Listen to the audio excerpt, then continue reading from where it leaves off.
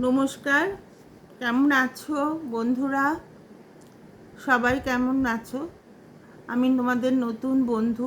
আমার চ্যানেলটাকে একটু বড় হতে সাহায্য করো। সবাই প্লিজ লাইক শেয়ার কমেন্ট করে জানাও তোমরা কী ধরনের লেখা চাও বা কী ধরনের গল্প চাও। আমি সেভাবেই তৈরি হয়ে আসব। আজকে একটা গল্প শোনাবো। আমি তোমাদের সঙ্গে সময় কাটাবার জন্যেই আসি। তোমরা একটু ভিউজ দিচ্ছ, কিন্তু লাইক শেয়ার কমেন্ট বা সাবস্ক্রাইব করো প্লিজ, আমি অনুরোধ করছি এটুকু করো। আমি রান্নার রেসিপি যেমন পারবো দেখাবো। সবসময় মানে আমার চোখ দিয়ে ভীষণ জল পড়ছে, কিন্তু কাঁদছি না। আমি ভীষণ অসুস্থ, মানে এই ইউটিউবটাকে তাই করেছি আমার জগৎ। এখানে আমি বন্ধু করব, এখানে এই বন্ধুদের সঙ্গেই আমি সময় কাটাবো। আমি গল্প লিখি, কবিতা লিখি, আমার অনেক বই আছে, প্রকাশ হয়েছে অনেক বিভিন্ন লিটল ম্যাগাজিনে, আমার লেখাও বেরোয়, গানও গাই অল্প স্বল্প। তো যাই হোক, আমার বইগুলো একদিন দেখাবো তোমাদের। ছোট গল্পের বই, নিজের বইগুলো থেকেও একটু একটু গল্প পড়ে শোনাবো, তোমাদের ভালো লাগবে। আচ্ছা, আজকে যে গল্পটা শোনাবো সেটা হচ্ছে এক মুঠো শিউলি। শরতের রোদে ঝলমল করছে চারিদিক। একটু দূরেই সুমনাদের পাড়ার পুজো, ঢাকের বাজনা বেজে উঠেছে। আজ পঞ্চমী। চতুর্দিকে শিউলি ফুলের একটা মিষ্টি গন্ধ ছড়িয়ে আছে, মাটির সোদা গন্ধের সাথে যেন মিলেমিশে গেছে। সুমনার গভীর কালো চোখ দুটো যেন ডুবে আছে গভীর চোখের জলে। তার শাশুড়ি মৈত্রেয়ী দেবী কাছে এসে বইয়ের মাথায় হাত রেখে বললেন, এবারও ছেলেটাকে বেঁধে রাখতে পারলি না, ছেড়ে দিলি। যে থাকার নয় তাকে কি করে বেঁধে রাখবো মা? জোর করে কি কারোর মনকে বেঁধে রাখা যায়? তুই তো শিক্ষিত মেয়ে, আমি না হয় অশিক্ষিত ছিলাম, যেমন করে হোক ঘরটা বাঁধতেই হবে রে তোকে। হেরে যাস না, হেরে যাওয়ার বড় জ্বালা রে। গায়ে দেখা যায় না, মনের ভেতরে যে ফোসকা পড়ে তা কেউ দেখতে পায় না, কিন্তু তার জ্বালা বড় তীব্র। মা, কত সুন্দর করে তুমি কথা বলে। কে বলে তুমি অশিক্ষিত? চলো আমরা দুজনে মিলে একটা জগৎ গড়ে তুলি। ওদের দেখিয়ে দিই যে ঘরের কোণেও ভদ্র জীবন যাপন করেও নিজেকে প্রতিষ্ঠিত করা যায়। কি করবি ভাবছিস? আমাকে একটু ভাবতে সময় দাও। ঠিক আছে, ভাব। এবার সত্যি ভাবার সময় হয়েছে। বাবাও তো আজ, তিনিও আজ বিদেশ ভ্রমণে যাচ্ছেন, তার চিরাচরিত বান্ধবীর সাথে। বিয়ের আগে থেকেই বাবার এক বান্ধবীর ব্যাপারটা ছিল। না রে, তখন তো আমাকে খুব ভালোবাসতো। হঠাৎ 4-5 বছর পর থেকে কৃষক ক্লাবে যোগ দিল, তারপর থেকে তার এই পরিবর্তন। তুমি প্রতিবাদ করনি? করেছিলাম। আমাকে বলেছিল আমি নাকি লাস্যময়ী নই। ওর লাস্যময়ী নও বলে তুমি বাতিলদের খাতায় চলে গেলে। হ্যাঁ, বলতে গেলে তাই। তোমার তো কোনো অভাব রাখিনি, বলতে গেলে বলে তোমার তো কোনো অভাব রাখিনি আমি। নিজে পছন্দ করে তোমার জন্যে প্রত্যেক পুজোয়, জন্মদিনে, বিয়ের তারিখে সব কিছুতেই শাড়ি গয়না এনে দিই। তোমার হাতে পর্যাপ্ত টাকা দিই যাতে তোমার কোনো অসুবিধে না হয়। তোমার বাবা মায়ের প্রতিও আমি আমার সাধ্যমতো কর্তব্য করি। তাহলে তাহলে কি আমার কি একটু নিজের আনন্দ খুঁজে নেওয়ার অধিকার নেই? তুমি কি বললে? প্রত্যেক পুজোয় যদি তুমি বান্ধবী নেই বিদেশ ভ্রমণে বাইরে চলে যাও, তাহলে আমি গা ভর্তি গয়না বা পরেই বা কি করব? কে দেখবে আমাকে? এক আকাশ সমান অপমান লেগে থাকে তোমার দেয়া সব উপহারের মধ্যে। সবাইকে আমার উত্তর দিতে হয়। পুজোর কটা দিনও স্বামীকে কাছে রাখতে পারো না? এত রূপ নিয়ে কাজ কি তবে? এই অপমানের যে কত জ্বালা তা তুমি কোনো দিন বুঝতে পারবে না। তখন কি বললেন? বললেন, ঠিক আছে, এখন যাই, তোমার কথাগুলো ভেবে দেখব আমি। শাশুড়ি চলে গেলে সুমনা যেন একটা ছবি দেখতে পেল। তার বাড়ির সামনে শিউলি গাছটার তলায় ছড়িয়ে রয়েছে কত শিউলি ফুল, আর সে এক পিঠ চুল ছড়িয়ে সে শিউলি কুড়িয়ে নিতে ব্যস্ত। হঠাৎ অনুভব করলো পেছনে কে যেন এসে দাঁড়িয়েছে। সে চমকে তাকায়, বলল, অমলদা, কবে এলে তুমি কলকাতা থেকে? এই তো কাল সন্ধেবেলায় এসেছি। সুমনা ভাবে, অমলদাও ডাক্তারি পড়তে তাকে ছেড়ে বিদেশে পাড়ি দিল। কই, তার কথা তো একবারও ভাবল না। সবাই তাকে ফেলে চলে যায় কেন? এই প্রশ্নের উত্তর সে খুঁজে পেল না। আজ তার স্বামীও তাকে যাওয়ার সময় বলতে এসেছিল, আমি যাচ্ছি, তোমার হাত খরচের টাকাটা নাও, আমি ফোন করব, নতুন শাড়ি পরে সুন্দর করে সেজে আমাকে ছবি পাঠিও, কেমন? কার জন্যে সাজবো? কেন? আমার জন্যে? আমার জন্যে পাঠাবে না তুমি ছবি সুন্দর করে সেজে? আমি কিন্তু অপেক্ষা করে থাকবো তোমার ছবি।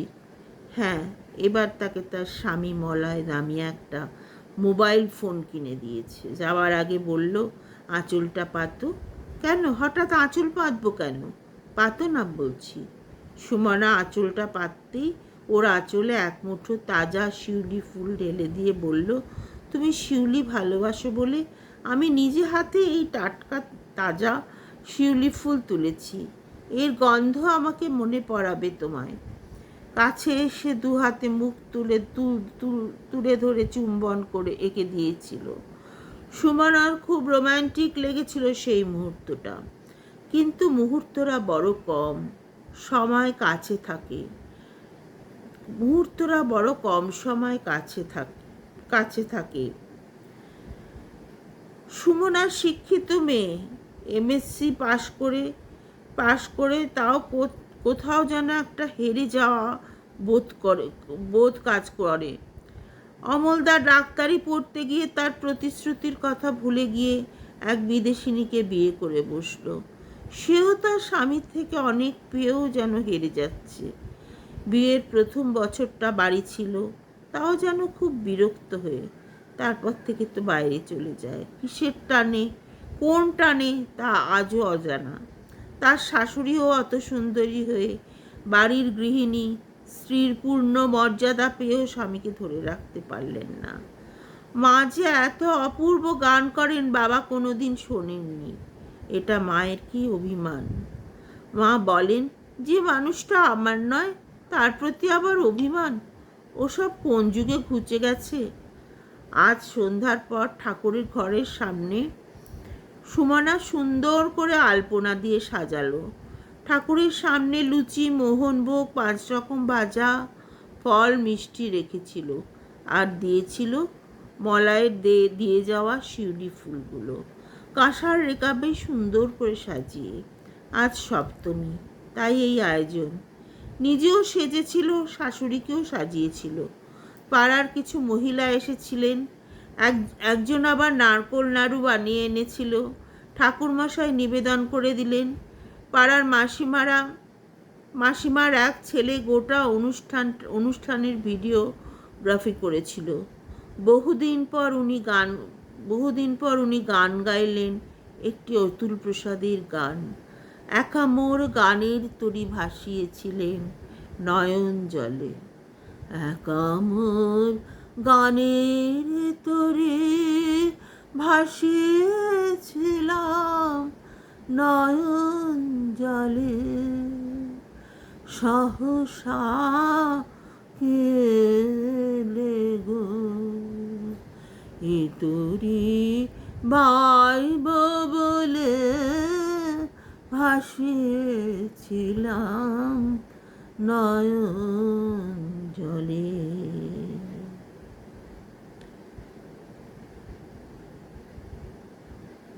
তারপর সুমনা গাইল, বধূ কোন আলো লাগলো চোখে। শুভনাও অসাধারণ গাইল। সবাই খুব আনন্দ করে সেই সন্ধ্যাটা উদযাপন করলো। আর সুমনা সমস্ত ভিডিওগ্রাফি স্বামী ও শ্বশুরের কাছে পাঠিয়ে দিল। দশমীর দিন যখন সবাই ঠাকুর বরণ করছে, ওকে মিষ্টি খাইয়ে দিচ্ছে, ঠিক তখনই সুমনার চোখে পড়ল বাবাকে ধরে মলয় গাড়ি থেকে নামাচ্ছে। ছুটে এলেন মৈত্রী দেবী, উদ্বিগ্ন কণ্ঠে প্রশ্ন করলেন, কি গো, কি হলো তোমার? উদ্বেগহীন গলায় স্বামী উত্তর দিল, কিছু না, এতদিন অসুস্থ বোধ করছিলাম, হোটেলের ঘরে একা পড়েছিলাম।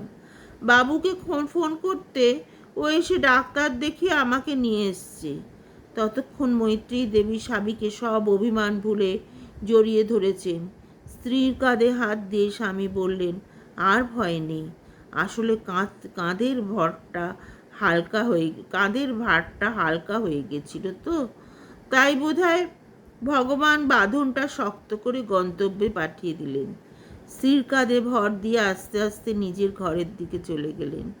সুমনার কাছে এসে মলয় বলল, কি সুন্দর লাগছে তোমাকে, দেখলে তো বেশি দিন থাকতে পারলাম না, তোমার কাছেই ফিরে এলাম।